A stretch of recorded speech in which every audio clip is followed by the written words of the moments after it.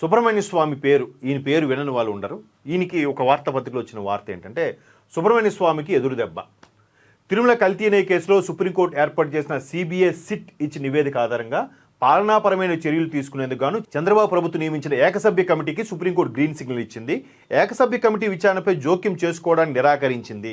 దీనిపై BJP senior Subrahmanya స్వామి దాఖలు చేసిన పిటిషన్ తోసిపుచ్చింది. సిట్ దర్యాప్తు ప్రభుత్వ విచారణలు మధ్య వైరుధ్యం లేదని ప్రధాన న్యాయమూర్తి జస్టిస్ సూర్యకాంత్ నేతృత్వంలోని ధర్మాసనం స్పష్టం చేసింది. ఈయన మేధావి, నిజంగా చాలా అద్భుతంగా మాట్లాడతారు. బట్ ఈయన దీనిపై పిటిషన్ కూడా వేశారట. అంటే దానికి ఎలాగ పూర్తి స్థాయిలో ఇచ్చేస్తారు ఎందుకు అంటే, దానికి చీఫ్ జస్టిస్ ఇచ్చిన వివరణ ఏంటంటే ఏకసభ్య కమిటీ విచారణపై జోక్యం చేసుకోవడానికి వీలు లేదు, అలాగే సిట్ దర్యాప్తుకి ప్రభుత్వ విచారణకు మధ్య వైరుధ్యం అంటే భేదం డిఫరెన్స్ ఏమీ లేదు కాబట్టి మీ పిటిషన్ తోసిపుచ్చుతామని అంది. అంటే ఎందుకు ఈ విధంగా చేయాల్సి వచ్చిందంటే ఒక్కసారి ఇక్కడ చూడొచ్చు. ఏకసభ్య కమిటీపై పిటిషన్ కొట్టివేసిన సుప్రీం. నేర విచారణ, బాధ్యుల నిర్ధారణ వేరువేరు అంశాలు. నేర విచారణ ఒకటి ఉంటుంది, అంటే ఎలా జరిగింది ఏంటంటే దాని ఎంక్వైరీ. బాధ్యుల నిర్ధారణ వేరువేరు అంశాలు. అంటే బాధ్యులు దానికి కమిట్ అయ్యారా లేదా ఒప్పుకున్నారా అనేది ఈ రెండు వేరువేరు అంశాలు అనేది అక్కడ ముఖ్య ఉద్దేశం. సిట్ దర్యాప్తు ప్రభుత్వ విచారణ మధ్య వైరుధ్యం లేదు. సిట్ ఏదైతే చేసిందో, ప్రభుత్వం ఏదైతే విజిలెన్స్ ద్వారా కొంత సమాచారం సేకరించిందో రెండింటి మీద భేదాలు లేవు. సేమ్ రిపోర్ట్ ఇచ్చే సేమ్గా అన్నీ అదే చెప్పాయి.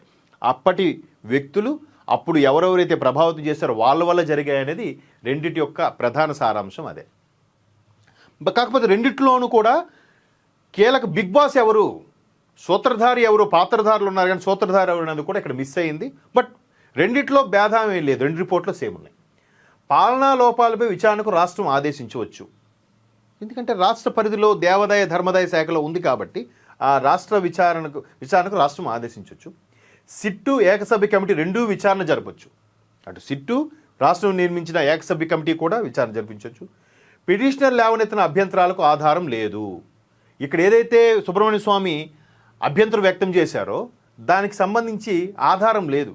ఏ పర్పస్ మీద ఈ అభిప్రాయ భేదం వ్యక్తం చేస్తున్నారు, ఈ అభ్యంతరం వ్యక్తం చేస్తున్నారు అంటే ఆయన ఆన్సర్ చెప్పలేకపోయారు. కమిటీపై స్టే ఇచ్చేందుకు చీఫ్ జస్టిస్ బెంచ్ నిరాకరణ. ఆ ఏకసభ్య కమిటీకి స్టే ఇవ్వాలి అని అనుకుంటే ఎందుకు స్టే ఇవ్వాలి?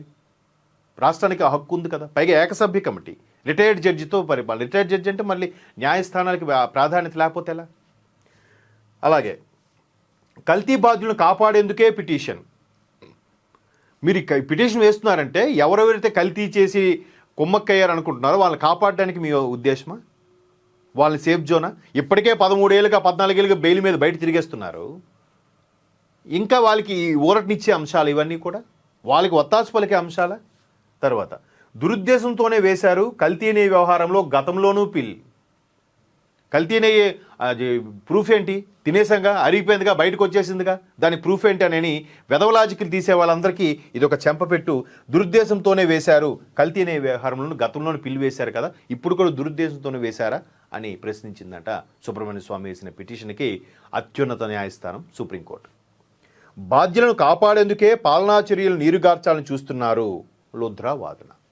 బాధ్యులను కాపాడేందుకే ఎవడైతే ఉన్నాడో ఆ బిగ్ బాస్, సూత్రధారి, పాత్రధారి ఎవరైతే ఉన్నారో వాళ్ళందరూ కాపాడడానికి వేస్తున్నారా అని రాష్ట్ర ప్రభుత్వం తరపున లోధ్రా గారు వాదించారట. సిట్ బృందం విచారణ పూర్తి చేసి ఛార్జ్షీట్తో పాటు సప్లిమెంటరీ ఛార్జ్షీట్ కూడా దాఖలు చేసింది. క్రిమినల్ విచారణ దాని పరిధిలోని అంశం అయితే పరిపాలనాపరమైన లోపాలు, నిర్లక్ష్యం లేదా క్రిమినల్ నిర్లక్ష్యానికి కూడా అవకాశం ఉండొచ్చు కదా, దాన్ని మనం ఎలా తోసిపుచ్చగలం? అయితే ఇవన్నీ ప్రభుత్వ యంత్రాంగ పరిధిలోకి వచ్చే అంశాలు. ఈ క్రమంలోనే రాష్ట్ర ప్రభుత్వం ఏకసభ్య కమిటీ నియమించింది. పరిపాలనాపరమైన లోపాలు ఎక్కడ జరిగాయి, బాధ్యులు ఎవరు, పర్యవసనాలు ఏమిటి వంటి అనేక అంశాలను తేల్చడానికే కమిటీ నియమించినట్టు కనిపిస్తోంది. అందువల్ల పిటిషన్ లేవనెత్తిన అభ్యంతరాలకు ఆధారం కనిపించడం లేదు. సో పిటిషన్ సుబ్రహ్మణ్య స్వామి గారి పిటిషన్ కొట్టేసింది. ఆల్మోస్ట్ సుబ్రహ్మణ్య స్వామి లాంటి గ్రేట్ స్పోక్స్ పర్సన్, మంచి వక్త, మంచి గ్రేట్ లాయర్కి ఎదురు దెబ్బ అనేది ఒకటి కూడా వార్తాపత్రికలో ప్రధాన అంశం.